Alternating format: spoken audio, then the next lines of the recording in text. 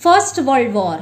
दुनिया ने कभी नहीं सोचा था कि एक हत्या मात्र से इतना बड़ा संग्राम छिड़ जाएगा, जिसने पूरी दुनिया को झकझोर कर रख दिया। लेकिन आपने देखा ही है कि आज भी हत्याएं होती हैं।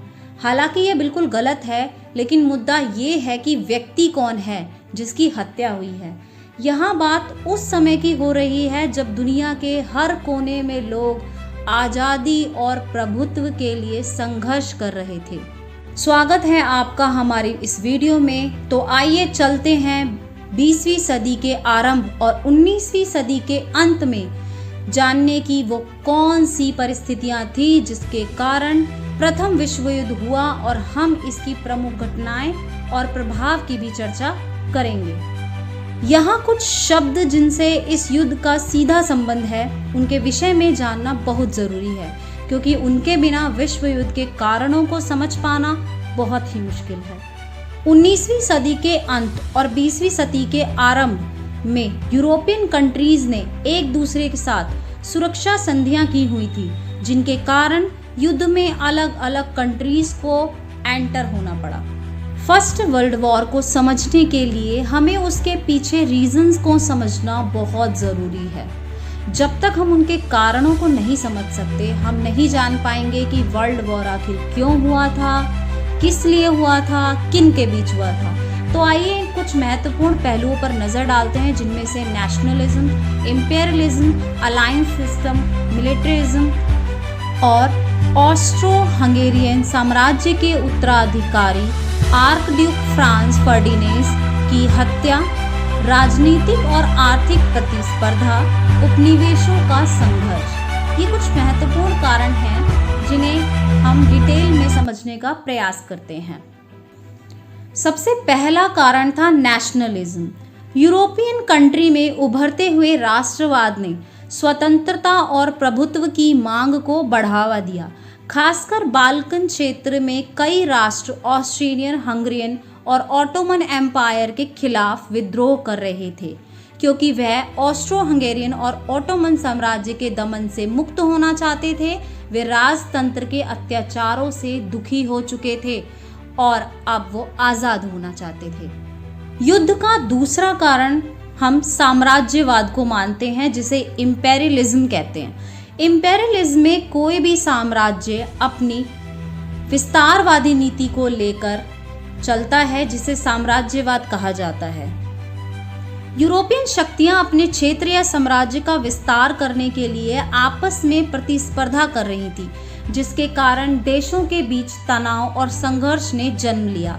जैसा कि आप भारत में भी देख सकते हैं, फ्रांस और एंग्लो फ्रेंच वॉर्स हुए हैं, और भी काफ़ी यूरोपियन कंट्रीज़ के बीच में, इंडिया में भी वॉर्स हुए हैं। इसके बाद हम देख सकते हैं कि सैन्यवाद भी एक महत्वपूर्ण कारण था, जिसकी वजह से वर्ल्ड वॉर फर्स्ट हुआ। जब साम्राज्यवाद का विस्तार करना होता है तो सैन्य शक्ति व हथियारों की आवश्यकता होती है, जिसके चलते यूरोप में देशों के बीच हथियारों की होड़ शुरू हो गई, जिसने युद्ध के प्रति आक्रामक मानसिकता को जन्म दिया, यानी विचारधारा कह सकते हैं। इस वीडियो में हमारा फोकस वर्ल्ड वॉर फर्स्ट के ऊपर है। अगर आपको इन सारे टॉपिक्स पर सेपरेट वीडियो चाहिए तो आप हमें कमेंट कर सकते हैं।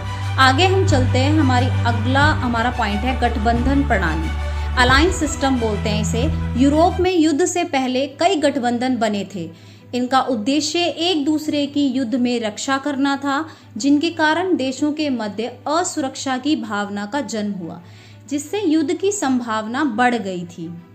फर्स्ट वर्ल्ड वॉर 1914 में शुरू हुआ था, लेकिन इससे पहले कुछ अलायंस जो बने थे वो हम आपको बताना चाहते हैं, क्योंकि उन्हीं पर डिपेंड होकर आगे फर्स्ट वर्ल्ड वॉर हुआ था।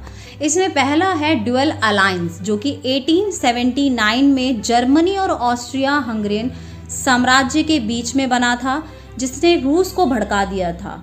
उसके बाद दूसरा हम बात करेंगे ट्रिपल अलायंस। ट्रिपल अलायंस 1882 में बना था, जो कि इटली ड्यूअल अलायंस के साथ जुड़ गया। इस प्रकार अब इसमें जर्मनी, इटली और ऑस्ट्रेलियन हंगेरियन एम्पायर शामिल हो गया और इसको ट्रिपल अलायंस के नाम से जाना गया। इसके बाद आता है फ्रैंको रूसी गठबंधन, जो कि 1894 में बना था। फ्रांस और रूस ने इसे बनाया था जर्मनी के खिलाफ। प्रतिस्पर्धा और असुरक्षा की भावना इससे ज़्यादा बढ़ गई थी। इसके बाद है एंग्लो जापानी संधि, 1902 में हुई थी ब्रिटेन और जापान के बीच। यह समझौता जो एशिया में रूस के प्रभाव को संतुलन रखने में सहायक था और इसी उद्देश्य से बनाया गया था। इसके बाद है एंटेंट कॉर्डियल, जो कि 1904 में फ्रांस और ब्रिटेन के मध्य पुराने विवादों को सुलझाने के उद्देश्य से बनाया गया। यही एंटेंट एंग्लो रशियन एंटेंट के रूप में आगे डेवलप हुआ 1907 में। ब्रिटेन और रूस ने अलायंस किया, जिससे ट्रिपल एंटेंट का निर्माण हुआ और अब इसमें फ्रांस, ब्रिटेन और रूस शामिल हो गए। इन गठबंधनों की वजह से विश्व दो गुटों में बट गया और युद्ध की संभावना ज़्यादा से ज़्यादा बढ़ गई। इसके बाद कुछ तत्कालिक कारणों को जानते हैं। पीछे हमने एक हत्याकांड की बात कही थी, जिसे साराजेवो हत्याकांड कहा जाता है। यह हत्याकांड 28 जून 1914 को एक बोस्नियाई सर्ब के छात्र गैव्रिलो प्रिंसिप ने ऑस्ट्रो हंगेरियन सिंहासन के उत्तराधिकारी आर्क ड्यूक फ्रांस फर्डिनेज व उनकी पत्नी सोफी को गोली मारकर मौत के घाट उतार दिया। यह हत्या बोस्निया और हर्जेगोविना की राजधानी साराजेवो के पास घटित हुई। इसी वजह से इस घटना को साराजेवो हत्याकांड कहा जाता है। इस घटना का दोषी सर्बिया को मानते हुए ऑस्ट्रिया हंगेरियन एम्पायर ने सर्बिया के खिलाफ युद्ध की घोषणा कर दी। अब क्योंकि देशों ने गठबंधन और रक्षा करने की संध्या की हुई थी, इसलिए जर्मनी ऑस्ट्रिया हंगेरियन एम्पायर की साइड से और रूस, फ्रांस, ब्रिटेन सर्बिया की सहायता के लिए युद्ध में कूद पड़े और एक दूसरे के खिलाफ युद्ध की घोषणा कर दी। 28 जुलाई 1914 को ऑस्ट्रिया हंगेरिया ने सर्बिया की राजधानी बेलग्रेड पर गोलीबारी करवाई, जिसके बाद ऑफिशियली वॉर शुरू हो गई। अगस्त के मध्य में उस्मानिया जर्मनी की ओर से ऑस्ट्रिया हंगेरी के साथ जुड़ा और जापान ब्रिटेन की ओर से सर्बिया के साथ जुड़ गया। इसी माह में दो अलायंस सेंट्रल पावर, जिसमें जर्मनी, ऑस्ट्रिया हंगेरी, उस्मानिया, टर्की, ऑटोमन एम्पायर तथा इटली शामिल थे। इस अलायंस को ट्रिपल अलायंस के नाम से जाना जाता है। और दूसरा था मित्र राष्ट्र, जिसमें Britain, France, Russia, Serbia, Japan और अप्रैल 1917 में यूएसए भी इस ग्रुप में शामिल हो गया। क्या आप जानते हैं या इटली को अप्रैल 1915 तक युद्ध से बाहर रहने की अनुमति थी। जर्मनी ने फ्रांस की ओर बढ़ने से पहले पूर्वी तट के पास के क्षेत्र बेल्जियम और लग्जमबर्ग पर आक्रमण कर दिया। इस कारण ब्रिटेन ने जर्मनी के विरुद्ध युद्ध की घोषणा कर दी। तो देखते हैं, युद्धों की शुरुआत हो गई है और पहला युद्ध होता है मैरेन की लड़ाई, जो कि 6 सितंबर 1914 को शुरू हुई थी। यह वेस्टर्न फ्रंट पर लड़ी गई थी। इसमें फ्रांस और जर्मनी के बीच लड़ाई हुई थी, जिसमें फ्रांस ने जर्मनी के आक्रमण को रोकने में सफलता हासिल कर ली थी। इसके बाद टैननबर्ग का युद्ध हुआ था, जो 26 अगस्त 1914 को जर्मनी और रूसी सेनाओं के बीच लड़ा गया था।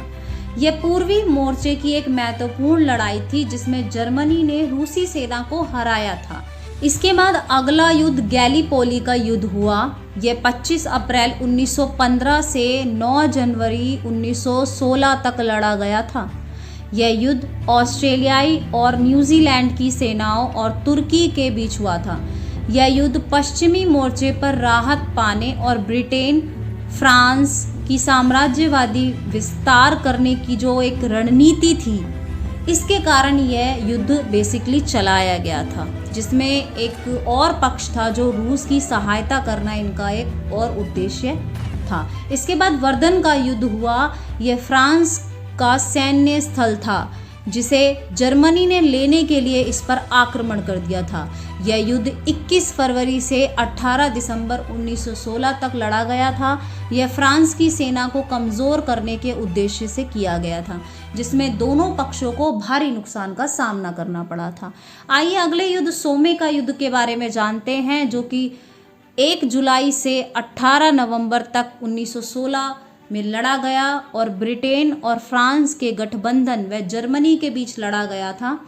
यह जर्मन सेना को रोकने, उस पर दबाव डालने के उद्देश्य से किया गया था। यह लड़ाई अत्यधिक मानव हानि व खाड़ी युद्ध के लिए जानी जाती है। इसमें 1.2 मिलियन सैनिकों को अपनी जान गंवानी पड़ी थी, जिसमें 4,20,000 ब्रिटिश और 5 लाख जर्मन सैनिक थे। यह सुमे नदी के पास लड़ा गया था, जिसमें मुख्य खाड़ी युद्ध हुआ। इसमें पहली बार 49 टैंकों का उपयोग हुआ था। यह लड़ाई कुल 141 दिन तक चली। इसका मुख्य उद्देश्य पश्चिमी मोर्चे पर स्थिरता लाना था। इसका मतलब है कि वहाँ पर लड़ाई भीषण हो रही थी, जिस पर रोक लगाने के लिए इतना भारी तोपों का इस्तेमाल किया गया, जिसने बहुत जनहानि की। इस युद्ध ने न केवल नुकसान दिया, बल्कि कोई निर्णायक जीत हासिल नहीं हुई, केवल और केवल जनहानि हुई। इसमें सबसे ज़्यादा हानि सैनिकों को हुई और उनकी हालत बद से बदतर हो गई। सेनाएं खाइयों में फंसी हुई थी। सर्दी, कीचड़ और ख़राब स्वास्थ्य सुविधाओं ने उनकी हालत बदतर कर दी थी। पूर्वी मोर्चे की बात करें तो यह क्षेत्र पूर्वी यूरोप में पोलैंड, लिथुआनिया, बेलारूस और यूक्रेन के क्षेत्रों में जर्मनी, ऑस्ट्रिया हंगरिया तथा रूस के बीच लड़ा गया था। यह युद्ध खुले मैदानों में बढ़ती सेनाओं के बीच हुआ। इसका मतलब जानते हैं आप कि इसमें भी बहुत सारे सैनिकों को अपनी जान गंवानी पड़ी। 1917 में रूस के भीतर क्रांति के बाद रूस ने युद्ध से बाहर होने का फैसला लिया, जिसके कारण यहाँ जर्मन, ऑस्ट्रिया हंगरी की स्थिति मजबूत हो गई।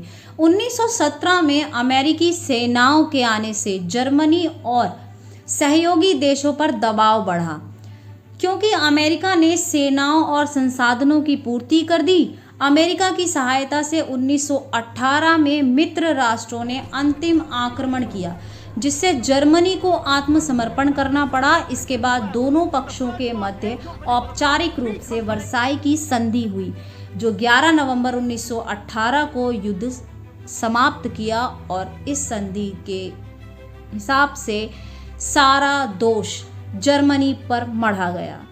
युद्ध के परिणाम की बात करें तो लगभग 9 मिलियन सैनिक, 7 मिलियन नागरिकों को अपनी जान गंवानी पड़ी।